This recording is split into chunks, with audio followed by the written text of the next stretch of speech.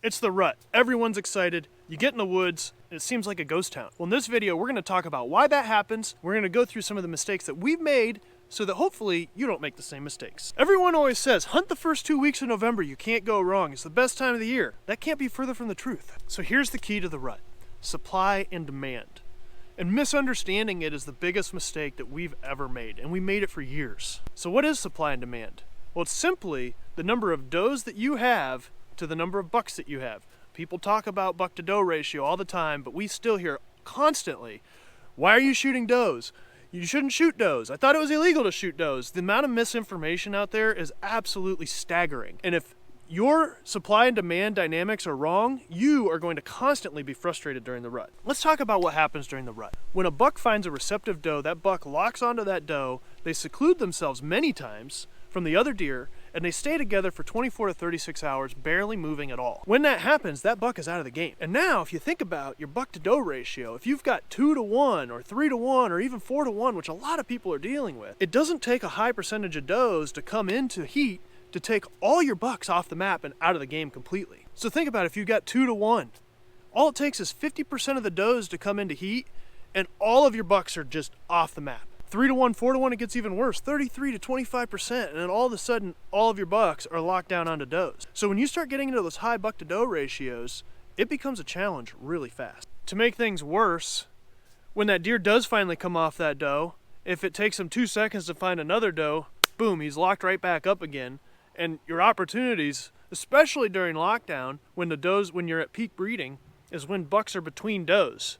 So the fewer does you have, the harder those bucks have to work in order to find those does, which means they're gonna be on their feet longer, which means you have a better chance at shooting one of them. You put all these things together, and the deer movement can seem like it grinds to a halt from like November 7th through the 15th. I mean, peak lockdown a lot of times by the book is 11th through the 15th, but it can feel like lockdown way sooner. Well, if that's the case, and you're dealing with that, you probably have too many does. So what can you do? Well, first thing, obvious, shoot more does. People give us crap all the time for shooting does. We'll take does pretty much any opportunity that we get. We try to pay attention to whether or not they're acting funny, but our motto is if you shoot a doe, even during rut, and she dies close by and she's hot, she's gonna bring all the bucks to you, so why not? The other thing is you gotta think of this as a bell curve. The very beginning part of the bell curve, not as many does are in heat. As you move through the second week, towards the second week of November, that bell curve starts to go up and the majority of the does come into heat, and then it works back down as does start to get bred. Towards the tail end, you know, that November 15th through the 20th time frame where there's fewer does again. Those are your key opportunities. Those are when the scales are tipped into your favor because there aren't as many does in heat as there are for bucks, and a lot of those bucks are fired up.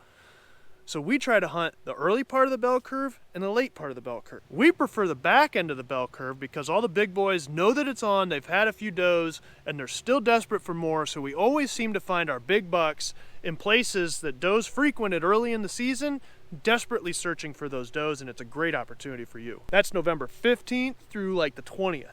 You can also split your rut up. Like this year, we're taking November 1st, 2nd, 3rd, 4th, 5th. Then we're gonna take a little bit of time off. Then we're gonna hunt November 8th, 9th, and 10th. Even though that's lockdown, it's still the rut, it's a weekend. You know, we're gonna be out in the woods. And then we're gonna take November 15th, 16th, 17th, and 18th off to try to catch that back end of the curve. There's no doubt that the rut is your best opportunity to shoot a mature buck. Think about the bell curve and what's happening in your area and what you're seeing. Make some of these adjustments and the odds will be even more in your favor. We all learn from each other, so make sure you're putting your comments below on what works for you so that we can all get better. I hope you liked this video. Hit the like button, subscribe to our channel, hit the bell to be notified of new videos, and click right here to watch more of our videos. Thanks for watching.